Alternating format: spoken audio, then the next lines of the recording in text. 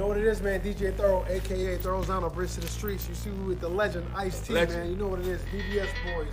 And you know what my saying, right? When you see us, one knee us. So you man. You see it, man. Ice-T, man. Hey, my motherfucking garage, son. Let's go, man. It's BBS boys. We out here. Another one. And doing this right here. Oh, yeah, that's some flash shit. Woo! You see it, right? Woo! Come on, man. Come on, man. That's for the go. We're not playing out here. I was one of the first person to put girls in cars together. Right. No, that's what I mean. You know, right. Even before Lowrider magazine. Right. When I put Darlene in the Porsche, that set a trend. So then it was like, oh, I was like, well, sex, money, and guns. That's what y'all had out here. Right. The girls, the money is the car, yeah. and guns. Niggas like showing guns. Those are three things that hustlers. It's part of our protocol. Yeah, right. Our makeup. So having the flashy car was a part of it, but you know, me being older, I'm older than you guys. Right. So when I was coming up, I was hanging around pool hall cats. Okay. So when I was 19, I'm hanging around 40-year-old niggas with Rolls Royces and shit. Right. And they would give me the game. You know, they would say like, to do this, young player, this, that, and the word, nigga. You know, first time I rode Rolls or anything was with older cats, like Rolls Royce Rick, the one who hooked me up with Coco. So all them niggas would give me the game. So niggas was stealing, and like you guys was going polo. Yeah. Right. We was into Takini. We was into Fila. Right. Fila, Deodoras. Right. Because Beyond Borg rocked the Filas. Beyond Borg. Oh, he knows his tennis. I never even heard of that. What's that? That's a tennis player. Beyond Borg. Because the OG Fila shit has BJ on the side. Okay. We called it Bass Junkie. Okay. Right? So we would take, niggas do nigga shit. So we'll turn this into, you know. Our side. We gonna Yeah. So the Takini, then they had the TI, which was the fake Fila. We didn't like that. You know, this is the OG shit. Yeah. But so shout out to Sergio Ticini. That's one of our sponsors. They give us, we got a sponsorship. One of the first things players rock, because ghetto kids are trying to look wealthy. Yeah. We're trying to embody really rich white people. I mean, so that's where polo comes from. Right. So we knew we could get an Adidas suit, but if you could get the Fila suit, which was $200 or $250, that was big back then. So the players, they lend it toward that. Now I come from gang banging, which is just khakis and chucks. House shoes, corduroy house shoes. But you know the key to that is your ride. Right. See, you're wearing the khakis and your chucks, but you're jumping out the Lolo. So it don't really matter what you're wearing. Right. It's almost like I'm dressed so down, but look at my whip. Yeah. Right. It was all about the car. Walking around like that, that's okay, but really you're supposed to be backing that up with a ride. Okay. Okay. You feel me? No. The house shoes especially. Yeah. The house shoes was really saying, I'm so plush in my car, I could get out in some house shoes and a bathrobe on you motherfuckers, you know. So that's the gangbanging side. But then in LA, they had the players. Okay. And what year are we going back to? Like, well, I graduated out of high school in 1976. Okay. So this is the year of Tookie, Jamel, all the legendary gangbangers. Okay. They're even older than me. Okay. So when I was coming out of high school, you looking at Tookie and them like, Jesus Christ. And this is also when the gangsters used to fight. True. This is before the gunplay. Right. The heavy guns came in with cocaine. But before that, niggas would make you squab. Like niggas like, you know, if we're gonna bang on you, we had to knock out artists. Niggas just knock you out. So it was gangbangers were big like you. They were you had to have size. Like that was gangbang. If you look at the early gangbangers in LA, they all like this. Yeah.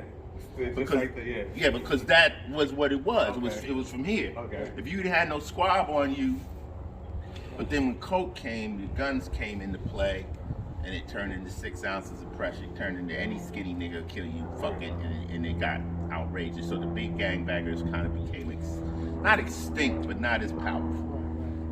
So you got the players. Okay. Crap shooters, hustlers, cats that do 3 cards. The same shit out here in New York. Yeah. the players, and they would dress like that. Right. They would want to dress more clean, sharp. I never forget when I wanted my first Louis Vuitton belt, a girl named Fatty told me, she said, well, if you walk in Neiman dressed right, they'll basically tell you left your belt. Like, if you come in there looking clean, put the motherfucker on and walk out. Like, but if you come in there bummy, they're going to follow you through the whole store. Right. You said tennis was part of the players' code. We would actually sometimes, to attempt to look like rich white kids or rich black kids, we would carry tennis rackets. Right.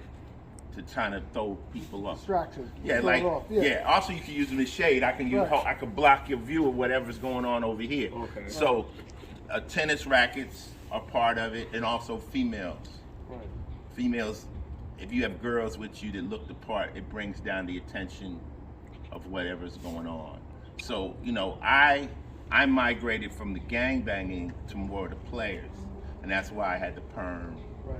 And those were the cats that I fought. You history. But the thing of it is the players might look like you, but they got a pistol. They got a pistol. Don't sleep on Don't it. get it fucked up. Fucked up. They may look good. We say we'll turn the P into a G real quick. Right. Nigga, don't get it fucked Early. up. Yeah. One thing I always loved about you, and I always say this, like in terms of the artists right now, there's no Ice T's to me right now. There's no Public Enemies right now. Not at all. There's no Ice Cubes right now. And what I mean by that is you're a street cat, but you always told stories from a narrative of this is not gonna end well. You played yourself. Yes. Records like that. You know what I mean? Like, Take your mask off, cuz we good. oh no. I get on them all the time like that. No, it's okay though. It's okay. I'm letting you know we safe up here. I shot the booster in my dick. You know what I'm saying? I get on them all the time. Take the Niggas asked me about that COVID shit. I said I did exactly what the rich white people I know did. They lined up for that. Exactly. I got the shit. Yeah, I'm right in line with them. They doing it. I'm following them. Right. If they're only sending it to the young black kids in Africa, Then I'm we got not a fucking. problem. Word is born. Okay, go ahead. But why was it so important for you to put yourself in the narrative of, yeah, I'm a street cat, but I'm not glorifying this shit? Like, Because it's the truth. Right, you had some shit, like we said, I'm not here to tell you right from wrong. I don't know which side of the law you belong. Yeah. You know what I mean? Like, The game is that shit fast, was but powerful. sometimes hurts. Right. Behind any mistake, High rollers.